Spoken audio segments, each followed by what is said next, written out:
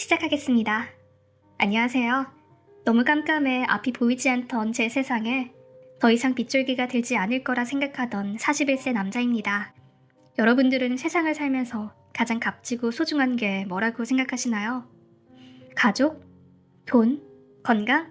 이렇게 말씀하시는 분들이 많으시겠지만 전 제게 가장 소중한 건 이 세상에 한 명밖에 없는 아내입니다. 저도 이번 일을 겪기 전에는 살면서 돈이 최고라 생각을 했는데요. 하지만 돈이 아무리 많다고 해도 내 소중한 사람이 없다면 돈은 아무 의미가 없다는 걸 알게 되었네요. 제 사연을 들으시면 제 아내가 불쌍하다고 눈물을 흘리는 분들도 많으실 것 같네요.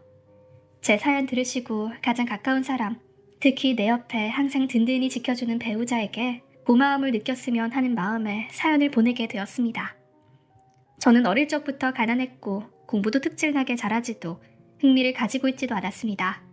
별다른 재능도 없었고요. 부모님은 일찍 돌아가셔서 혼자서 대학 등록금을 낼 돈은 없었습니다. 학자금 대출을 받아도 갚지 못할 게 뻔했고 공부를 잘해서 장학금을 받을 자신은 더더욱 없었기에 대학 진학은 포기하고 바로 군대를 갔습니다. 제대 후 여기저기 아르바이트를 전전하던 저는 31살이 되던 해 운 좋게 친구 삼촌네 회사에 입사하게 되었어요. 회사는 저희 집과 왕복 3시간 거리였지만 자취를 하기엔 돈이 부족했고 결국 지옥의 통근을 하며 다녔죠. 어느 날 여느 때와 같이 사람이 꽉 찬 퇴근길 지하철 안에서 유난히 눈이 가는 한 여성을 보았습니다. 손잡이를 잡고 있었지만 신은 구두가 많이 불편했는지 위태롭게 서 있었고 혹여나 넘어질까 조마조만 가슴을 진정시키고 그저 바라보기만 했죠. 제대로 서 있지 못하고 구부정한 자세로 인상을 찌푸리던 그녀는 지하철 문이 열리고 많은 사람들이 파도처럼 쏟아져 내리자 인파에 부딪혀 결국 풀썩 주저앉았습니다. 사람들에게 차이거나 밀쳐질까 걱정이 되어 그녀를 일으켜 세워줬습니다. 그녀는 창피한지 고개를 들지 못하면서도 고맙다며 멋쩍은 웃음을 지어주더군요. 그런 모습이 너무 안쓰러웠던 저는 종이 가방에 넣어두었던 사무실용 슬리퍼를 꺼내 그녀에게 건넸습니다. 저기 구두가 많이 불편하신 것 같은데 이거라도 신고 계실래요? 좀 더러워 보이지만 그렇게 더럽진 않아요. 고마워요. 새 구두인데 발이 부어서 너무 아팠어요. 슬리퍼 감사해요. 내리기 전에는 돌려드릴게요. 그렇게 그녀가 내리역에 도착할 때까지 우리는 사람으로 꽉 찬 퇴근길 지하철 안에서 소곤소곤 수다를 떨었고 그날의 퇴근길은 제게 너무나 특별한 날이 되었습니다. 그녀가 지하철에서 내리고 그녀가 슬리퍼를 돌려줄 때 왜 내 연락처를 건네지 않았는지 스스로가 너무 바보 같아 헛웃음마저 나왔죠. 그렇게 가슴 설레는 경험은 끝나는 듯 했습니다. 그리고 며칠 후 이게 우연인지 인연인지 지하철 3호선에서 또 그녀를 만났고 서로를 알아보고 가볍게 목례를 했어요. 이번만큼은 놓치지 않으리. 저는 용기를 내 그녀에게 제 연락처를 적은 종이를 건네곤 후다닥 지하철에서 내려버렸습니다. 멋진 말이라도 할걸. 이 바보 같은 놈. 뒤늦게 저를 자책했지만 이미 엎질러진 물 어쩌겠어요. 연락이 오기를 기다려야죠. 하루 종일 업무는 눈에 들어오지도 않아 멍하니 자리에 앉아만 있자 친구 삼촌이 다가와 제 뒤통수를 치며 야 임마 무슨 일이야? 너답지 않게 왜 이렇게 멍해? 아무것도 아니에요. 아무것도 아니긴 뭐가 아니야. 얼굴이 완전 바짝 말린 미역 같구만. 친구 삼촌은 중얼거리며 자리를 떠났고 저는 양뺨을 세게치며 그래 포기하자. 나 같은 놈 뭐가 좋다고 연락을 주겠어. 자포자기 심정으로 업무를 마쳤습니다. 근데 이 무슨 운명의 장난일까요? 아니면 제가 너무나 간절히 바래서 환상을 보는 걸까요? 혹은 그녀가 저를 기다린 걸까요? 첫 만남 때 스치듯 이야기했던 제 회사 앞 지하철역을 그녀가 기억해줬는지 지하철역 앞에서 그녀가 저를 기다리고 있었습니다. 멀찍이 떨어져서 멍하니 바라만 보니 그녀가 쑥스럽다는 듯 웃으며 말했습니다. 연락처 잘못 적어주신 것 같아요. 없는 번호라고 나오던데요. 그래서 연락처 다시 받으려고 왔어요. 이 바보 같은 놈. 너무 떨려서 제 번호도 제대로 적지 못했나 봅니다. 어떻게 한평생 쓴 번호를 틀릴 수가 있을까요? 그것도 이렇게 중요한 순간에. 하지만 결국 제 눈앞에 그녀가 있기에 번호를 잘못 적은 제 자신을 칭찬하고 싶은 마음이 드는 것도 사실이었습니다. 그렇게 그녀와 만남을 가지게 되었고 3년이라는 시간이 흘러 우리는 34살. 결혼을 앞두게 되었습니다. 아내는 3남매 중 장녀였고 저와는 동갑이었어요. 저와 같이 부모님이 일찍 돌아가셨고 그 때문에 장녀로서 외롭고 힘들다고 했습니다. 하지만 저 같은 모질이에게도 항상 칭찬을 아끼지 않았고 크나큰 사랑과 관심을 줄 아는 마음씨 예쁜 사람이었죠. 그녀는 회사에서도 능력으로 인정받는 멋진 여자였고 모든 게 완벽한 그녀는 제게 너무나 과분한 사람이라고 생각했습니다. 결혼 후 그녀는 일하던 회사에서 이제 아이도 낳을 테니 집에서 쉬는 게 좋지 않겠냐며 권고사직을 당했고 저는 외벌이를 하게 되었습니다. 제 아내와 언젠가 태어날 아이를 생각하면 지금의 제 월급으로는 도저히 감당이 안 될 것 같아 저는 친구가 꽤 괜찮은 투잡거리라며 추천을 해줬던 분야를 공부하기 시작했어요. 하지만 독학이라 그런지 여전히 공부머리가 없는 건지 계속된 자격증 시험 낙방에 저를 책망하고 있었습니다. 아내는 그런 제게 위로와 응원을 해주며 저를 버티게 도와줬죠. 그리고 얼마 안가 아내는 동네 세탁소에서 일하게 되었습니다. 한 푼이라도 같이 모으고 싶어서 당신만 힘들게 하긴 싫어. 그리고 나 세탁소에서 일해보고 싶었어. 어릴 때 세탁소 냄새 되게 좋아했거든. 배시시 웃는 아내를 보자 눈물이 핑 돌더군요. 그렇게 아내가 새 일을 시작하고 3개월이 지났을 즈음 저는 여전히 남들은 몇 번 하면 붙는다는 시험에 단 한 번도 붙지 못했고 학원을 다녀야 하나 고민까지 하게 되었어요. 대출을 받아가며 신혼집을 구하느라 생활이 빠듯해진 이 상황에 학원을 다니기엔 너무 지출이 컸죠. 그래도 우선 아내와 상의를 해보기로 하고 퇴근이 늦는 아내를 기다렸습니다. 시간이 흘러 밤 11시쯤 아내가 퇴근했고 아내에게 수고했다고 말하려는 찰나 아내가 황급히 화장실로 직행하는 게 아닙니까? 무슨 일이야? 무슨 일 있었어? 아니 아무것도 아니야. 하지만 제가 보기엔 아무것도 아닌 건 절대 아니었기에 화장실 문을 열었습니다. 아내는 세면대에서 손을 씻고 있었고 옆에는 약상자를 꺼내둔 상태였죠. 너무 놀라 아내에게 어디 다쳤어? 라고 묻자 아무 말 없이 손을 보여주는데 아내의 손등이 화상을 입어 새빨갛게 부풀어 올라와 있었습니다. 꽤나 큰 면적의 화상이었고 진물이나 척 봐도 고통스러울 듯 했죠. 이거 왜 이래? 이게 아무것도 아닌 일이야? 당장 병원 가자. 그냥 다림질 하다가 좀 데웠어. 괜찮다니까. 이거 이대로 두면 아프고 감염되고 흉지니까 그냥 병원 가자. 응? 알겠어. 대신에 세탁소 관두라고는 하지 마. 알겠지? 나 이제 일할 수 있는 데도 없어. 아내의 말에 머리통을 방망이로 맞은 듯이 댕 하고 울렸습니다. 눈물이 나더군요. 덜덜 떨리는 손으로 아내의 손을 살포시 잡아 이리저리 살펴보니 제가 모르는 사이에 아내의 곱던 손은 굳은 살과 바늘에 찔린 자국, 무언가에 긁히고 베인 자국, 크고 작은 화상 자국이 가득했습니다. 아내는 제가 세탁소를 관두라고 할까봐 여태 다쳐도 아무 말 안 하고 꿋꿋하게 다녔던 거였죠. 제 자신이 원망스러웠어요. 자격증은 몇 개월째 진전도 없고 이제는 도저히 혼자서는 못하겠으니 학원을 가야겠다고 말하려던 제 자신이 너무 한심했습니다. 몇 개월째 자격증 때문에 스트레스를 받는다며 퇴근 후 집에 있는 내내 아내에게 하소연을 하고 짜증을 내던 스스로가 너무 창피해 구멍이 있다면 숨고 싶을 지경이었죠. 동시에 아내가 원망스러웠습니다. 내가 얼마나 못 믿어오면 나에게 이런 것도 숨길까? 내가 얼마나 한심하면 스스로 다 해결하려고 하는 걸까? 내가 얼마나 못나 보이면 세탁소를 그만두게 할까봐 걱정을 할까? 나를 무시하고 있는 게 아닐까?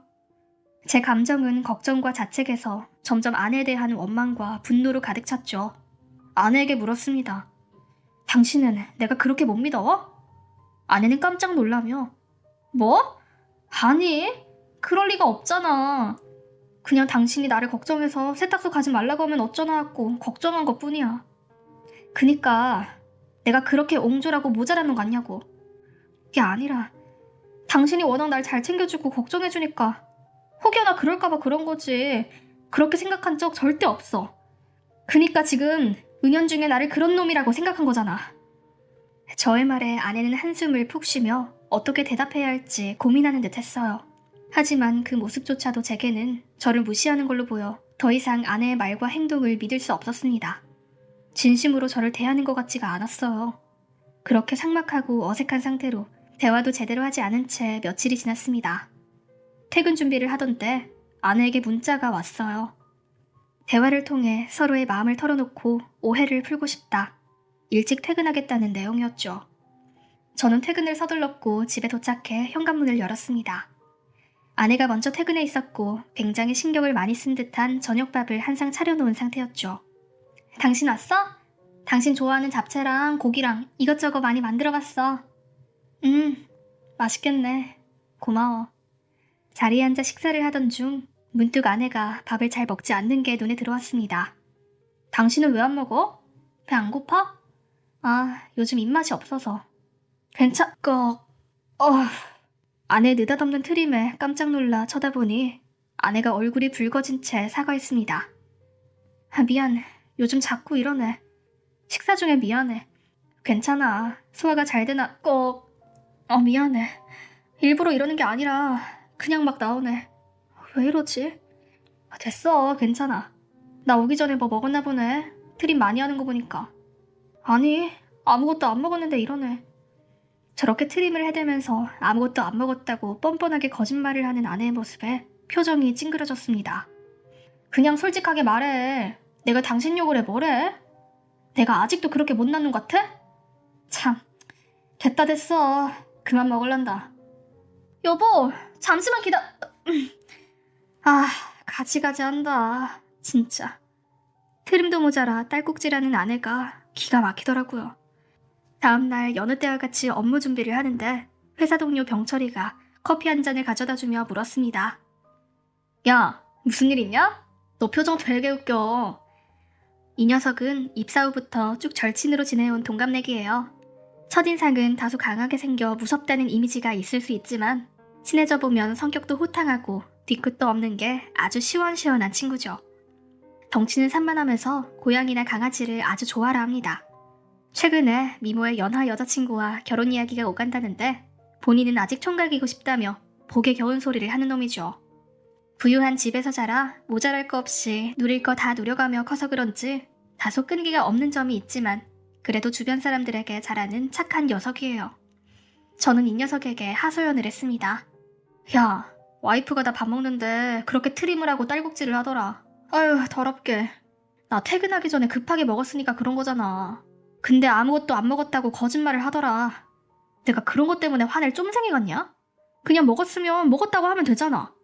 아휴, 진짜 집 들어가기 싫다. 밥 먹는데 옆에서 트림하면 좀 그렇지. 근데 좀 할 수 있는 거 아니야?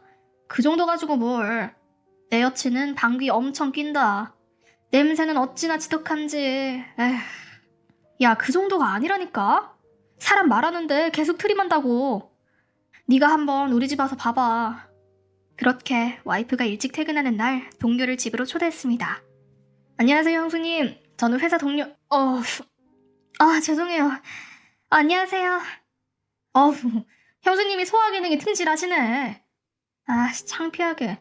당신은 내 회사 사람 앞에서까지 그래야겠어? 조심 좀 해. 회사 사람 앞에서까지 어김없이 트림을 하는 아내가 짜증났습니다.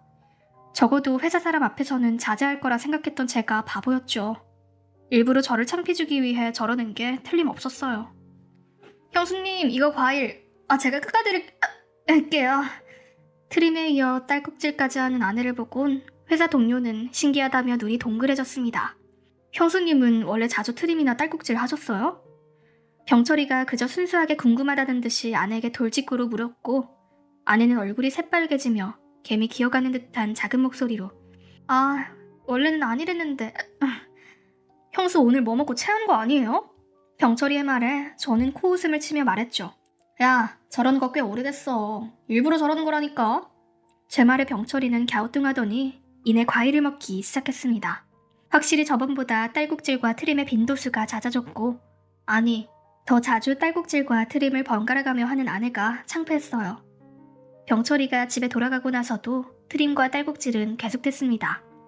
결국 퇴근 후 집에서는 귀마개를 끼게 되었고 자연스레 아내와는 대화를 하지 않게 되었죠. 그냥 같은 공간을 사용할 뿐 부부가 아닌 것처럼요. 솔직히 말하자면 함께 생활하는 것 자체가 너무 힘들었어요. 밥 먹을 때, TV 볼 때, 통화할 때, 지인이 놀러왔을 때 등 시도 때도 없이 트림과 딸꾹질을 했으니까요. 특히 자기 전에 트림과 딸꾹질을 하는 게 너무 시끄럽고 짜증이 나 각방을 쓴 지 벌써 몇 개월이나 지났습니다. 참다 아내에게 화를 냈습니다. 당신 딸꾹질이랑 트림 좀 적당히 할 순 없어? 당신 때문에 진짜 스트레스 받아. 퇴근하고 집에서 시도 때도 없이 1분마다 트림에 딸꾹질해. 쉬라는 거야? 말라는 거야? 나한테 지금 시위하느라 일부러 그러는 거야? 이에 아내는 아무 말 없이 딸꾹질만 계속 할 뿐이었죠. 어느 날은 아내가 세탁소가 일찍 마쳤는지 이미 집에 와 있었습니다. 묘하게 표정이 어두웠고 그저 의자에 앉아있기만 할 뿐 아무것도 하지 않고 멍하니 있었죠. 또 세탁소에서 실수했겠거니 대수롭지 않게 여기며 며칠 후 우리 집에 회사 동료 병철이와 병철이 여자친구가 놀러와도 되냐고 물었고 아내는 알겠다고 괜찮다고 했습니다. 병철이 커플이 오기 전 저는 아내에게 신신당부를 했어요. 당신 트림이나 딸꾹질 최대한 참고 도저히 못 참겠으면 방에 들어가서 해. 라고요.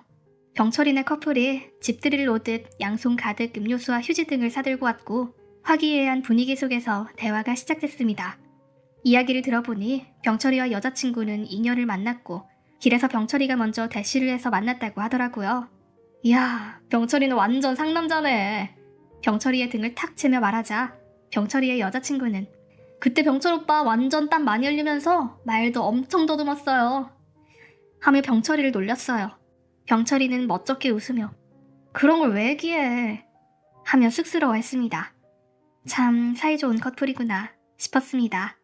저도 예전에는 아내를 보면 가슴 설레고 사이도 좋아서 매일매일이 알콩달콩했고 함께하면 뭐든 다 행복하고 고맙고 사랑스럽게 보일 때가 있었죠. 이제는 아련해진 그 시절을 잠시 회상하던 중 병철이가 물었습니다. 근데 형수는 방에서 왜 안 나오시지? 그러고 보니 아내는 처음 인사할 때만 있다가 바로 방으로 들어가 그 후로는 나오지 않았어요. 내가 보고 올게. 저는 아내를 찾으러 방에 갔고 아내는 이불 속에서 입을 끄 하며 딸꾹질을 참고 있었습니다. 잠시 짠한 마음이 들었지만 이 상태의 아내를 밖에 내보낸다면 거기서도 딸꾹질과 트림을 하느라 대화 진행이 안 될 거라 생각하니 막막해져 그냥 아내를 그대로 방에 두고 나왔어요. 야, 형수는? 병철이가 묻자 저는 좀 피곤한가 봐. 자고 있네? 하고 대충 얼버무리며 다시 셋이서 수다를 떨었습니다. 몇 시간이 지났을까? 병철이네 커플이 갈 준비를 하고 현관을 나설 찰나 아내가 방에서 나와 조심히 잘 가시라며 인사를 건넸습니다. 병철이네 커플은 제 아내도 함께 놀지 못해 아쉬워하며 말했습니다. 다음에는 형수도 같이 놀아요. 꺽. 엄청 큰 트림 소리에 모두가 조용해졌고 아내는 눈물을 글썽이며 죄송하다고 연신 사과를 했습니다. 이번에 얼굴이 새빨개진 건 저였죠. 병철이네 커플은 괜찮다며 웃으며 돌아갔지만 저는 너무나 창피하더군요. 얼굴이 너무나 화끈거려 온몸의 피가 얼굴로 다 향한 듯 했습니다. 얼굴이 터질 것처럼 창피했고 아내가 미웠습니다. 더럽게 사람 면전에 대고 트림한 것도 너무 싫었고 굳이 인사를 하겠다고 나와서는 결국 꼭 트림을 해버린 것도요. 넌덜머리가 났어요. 결혼 생활 유지도 힘들고 부부 생활이랄 것도 없이 삭막한 생활에 이제는 나를 배려해주지 않는다 생각하니 더 이상 이 결혼을 이어나가고 싶지가 않았습니다. 이어나가야 할 이유가 없었어요. 서로에 대한 사랑도 느껴지지 않는 이 생활은 그 아무도 행복하게 해줄 수 없을 테니까요. 그렇게 저는 혼자 이혼을 결심하게 되었습니다.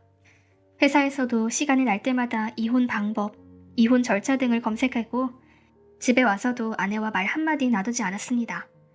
출근 전 아직 아내가 자고 있을 때 이혼 서류에 찍을 제 도장을 찾으려 집안 서랍을 여기저기 뒤졌습니다. 그리고 침실 서랍 안쪽에서 땡땡 병원이라고 쓰여진 서류 봉투를 발견했죠. 나는 병원에 간 적이 없는데 이게 뭐지? 서류 봉투 안에는 병원 진료기록 내역과 소견서, 영수증이 여러 장 있었습니다. 환자 이름에는 제 아내의 이름이 새겨져 있었고요. 또 화상 입어서 병원 갔나? 별거 아니겠지? 뭔가 말로 형용할 수 없는 불안감이 가슴 한켠에 슬며시 자리 잡았고 심장이 쿵쿵 뛰기 시작했습니다. 이상하고 불길한 느낌이 발밑에서부터 연기처럼 제 몸을 타고 올라오는 듯 했습니다. 왜 진료를 받았는지 소견서와 기록력을 살펴봤어요. 그리고 두 글자를 발견하고 저는 심장이 저 아래로 떨어지고 온몸에 피가 빠지는 듯 했습니다. 검사 결과 위암으로 판정됨. 믿기지가 않았습니다. 다시 천천히 읽으려 해도 심장이 뛰어서 천천히 읽는 건지 그냥 눈으로 보고만 있는 건지 분간이 안 됐습니다. 한참 동안 종이를 붙잡고 멍하니 앉아 있었어요. 아내가 세탁소에 출근하기 위해 일어나자 저는 아내에게 그 종이를 들고 달려가 물었습니다. 대체 이게 뭐냐고, 무슨 소리냐고. 아내는 잠시 놀라더니 눈물을 흘리며 어렵게 말을 꺼내더군요. 그래, 맞아. 위암 3기라고 말하고 싶어도 말하지 못했어. 당신이 날 상대도 안 해주고 사랑하지 않는다는 걸 아니까. 암 걸렸다고 하면 그대로 당신이 떠나버릴까 봐서 그래서 말을 못했다고. 그리고 암보험도 제때 돈을 못 내서 보험 들어놓은 게 해지돼서 나 혼자 끙끙 앓을 수밖에 없었어. 수술에 항암 치료에 입원해. 병원비 많이 들잖아. 어차피 치료해도 늦었을 거야. 덤덤하게 말하는 아내를 보니 눈물이 쏟아졌습니다. 여태 아내가 딸꾹질하고 트림하는 게 아내의 몸이 죽어가고 있다는 징조였음을 왜 나는 몰랐을까? 왜 나는 아내를 더럽다고 생각했을까? 왜 나는 배려해주지 않는다고 생각했을까? 최근 아내의 힘없는 모습, 허공을 바라보다가 고개를 푹 숙이다가 이내 깊은 한숨을 쉬던 모습, 보험 얘기를 하며 누군가와 통화하는 듯 했던 모습, 갑자기 모든 게 다 떠오르고 맞아떨어지며 가슴이 찢어지는 듯 했습니다. 너무나 후회됐습니다. 결혼 이후에 제게 좋은 소리 하나 듣지도 못했던 아내. 아파도 아프다고 말하지 못할 정도로 궁지로 몰아간 건 저였어요. 행복한 결혼 생활에 뭐 하나 보태준 것 없는 저는 죄인이었습니다. 남편이라고 하지도 못할 놈이었죠. 여태 모든 저의 행동과 말이 아내의 가슴에 비수가 되어 꽂혔을 걸 생각하니 제가 너무 미웠습니다. 얼마나 아팠을까? 얼마나 힘들었을까? 얼마나 외로웠을까? 이런 걸 혼자서 어떻게 견뎌내려 했을까? 바닥에 주저앉아 오열하는 저를 안아주며 아내는 당장 말하기가 어려워 조금 더 있다가 말하려고 했다고 합니다. 우리 대출금은 자기 보험금으로 내면 된다고 말합니다. 그게 무슨 돈인데? 너 사망보험금? 아니야. 나는 너 살릴 거야. 지금 당장 병원 가자. 아내 손을 무작정 끌고 병원에 갔습니다. 병원 측에서는 위절제 수술 후 항암 치료를 해야 한다고 했고 전이가 많이 된 상태라 다소 힘들 수 있다고 하더군요. 그렇게 아내의 수술 날짜가 잡혔고 저는 회사에 휴가를 냈습니다. 소식을 들은 병철이가 병원에 찾아왔고 요즘 위암도 완치율 높대. 걱정 말고 너는 형수 돌보는 데 힘써라. 나도 최대한 도울게. 너무 자책하지 마라. 제 어깨를 두들겨주고 손에 무언가를 쥐어주고는 서둘러 병원을 빠져나갔습니다. 제 손에 쥐어진 건 두툼한 돈봉투였어요. 서둘러 병철이를 뒤쫓아갔지만 이미 사라지고 없어 병철이에게 전화를 걸었습니다. 이거 뭐야? 왜 이렇게까지 해주냐? 이 돈이 얼마나 큰 돈인데 겁도 없이 덥석 빌려줘. 너도 이제 곧 결혼해야 될 거 아니야. 너 결혼식은 어쩌려고 이걸 나한테 줘. 병철아, 이러지 마라. 울먹이며 말하는 제게 병철이는 평소와 같이 시원시원한 목소리로 말했습니다. 야, 벌어러 임마. 여자친구랑 상의해서 주는 돈이니까 걱정하지 마. 우린 결혼 좀 미뤄진다고 큰일 안 나. 일단 형수부터 살리고 봐야 될 거 아니냐. 내가 옆에서 너 많이 도와줄게. 그러니까 형수 다 나으면 그땐 넷이서 재밌게 놀자. 저는 무슨 복을 받은 걸까요? 이 못난 놈에게 이렇게 좋은 사람들이 있음에 너무나도 감사했습니다. 병철이의 말에 대답도 못할 정도로 눈물이 나고 목이 메어 그저 듣고만 있었어요. 앞으로 제가 할 일은 아내를 보살피는 것에 집중할 차례죠. 아내의 본격적인 치료에 들어간 지 얼마나 됐을까? 드디어 조금씩 호전되고 있다는 소식을 들었습니다. 셀 수 없이 수많은 밤을 지새며 잠든 아내의 손을 잡고 기도한 보람이 있던 걸까요? 그 기도를 듣고 아내가 힘을 내주었던 걸까요? 한 치 앞도 보이지 않던 제 세상에 빛이 보였습니다. 비록 아직도 한동안은 병원 신세를 져야 됐고 언제 건강이 악화될 줄은 모르지만 의사 말로는 수술 경과도 좋고 조금만 더 버텨주면 좋은 소식이 올 수 있을 거라고 말씀해 주시네요. 저의 한순간에 잘못한 선택이 저기 누워있는 제 소중한 아내를 잃었을 수도 있다는 생각을 하면 너무 미안해 쉽게 잠을 들지 못합니다. 하지만 견뎌준 아내가 너무도 고마웠어요. 아내는 제 손을 살포시 잡고 정말 고마워. 당신을 만나서 너무 기뻐. 앞으로도 우리 행복하게 잘 살자. 라며 조금 전 잠이 들기 전에 말을 해주더군요. 그 말에 전 되도록 아내 앞에서는 약한 모습 보이지 않으려 눈물을 흘리지 않으려 했지만 그 말 한마디가 제 마음을 울렸고 힘겹게 절 바라보는 작은 눈망울에 눈물을 도저히 참을 수가 없었습니다. 지금 생각해보면 아내를 보면 제 인생 중 한 치 앞도 보이지 않던 제 세상은 33살의 그날, 그녀가 제 인생에 들어왔던 그날부터 너무도 빛나는 나날이었다는 걸요. 그저 제가 눈을 감고 있었던 것임을요. 저는 앞으로 아내에게 떳떳한 남편이 되도록 최선을 다할 생각입니다. 아내가 저를 믿고 사랑해준 만큼의 발톱만큼도 미치진 못하겠지만요. 앞으로 평생 감사하며 반성하고 열심히 살겠습니다. 이 사연을 들으시는 여러분들께서도 밝고 따뜻한 앞날이 열리길 바랍니다. 언제나 믿고 사랑하고 감사하며 소중한 하루하루를 보내시길 바랍니다. 제 긴 사연 들어주셔서 감사합니다.